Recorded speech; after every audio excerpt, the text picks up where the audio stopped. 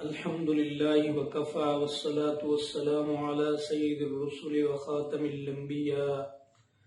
أما بعد فأعوذ بالله من الشيطان الرجيم بسم الله الرحمن الرحیم۔ گزشتہ درس میں یہ عرض کیا تھا کہ دو نمازوں کو ایک وقت کے اندر جمع کرنا یہ جائز ہے یا نہیں۔ اس بارے میں گزارش کی تھی کہ دو نمازوں کو ایک وقت کے اندر جمع کرنا یہ ٹھیک نہیں ہے۔ اب سوال یہ ہے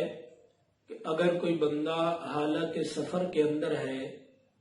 یا بندہ مریض ہے، حالت سفر کے اندر ہو تو اس کو یہ دل میں خیال ہے کہ یار اب مجھے نماز کا وقت مل رہا ہے،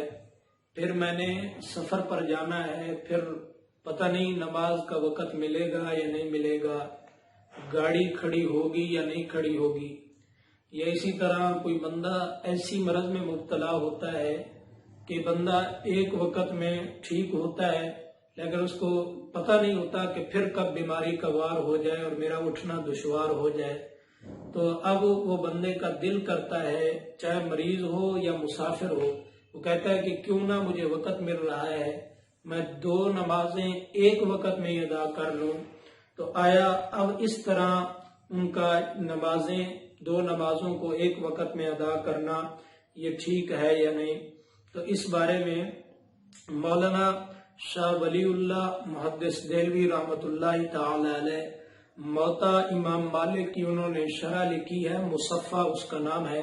اس کے اندر وہ فرماتے ہیں کہ اگر کوئی بندہ حالت مرض کے اندر ہے یا حالت سفر میں ہے،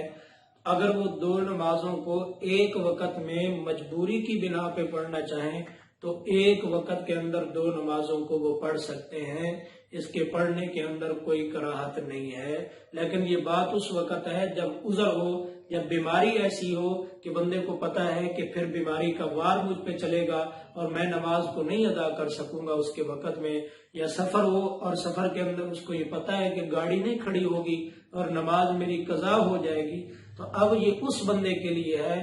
یہ بغیر عذر کے اس طرح کرنا یہ جائز نہیں ہے۔ عذر کے طور پہ اس طرح کرو اگر کوئی کرتا ہے تو اس کا یہ کرنا جائز ہے۔ دعا ہے اللہ کریم عمل کی توفیق دے۔ وما علینا الا البلاغ المبین۔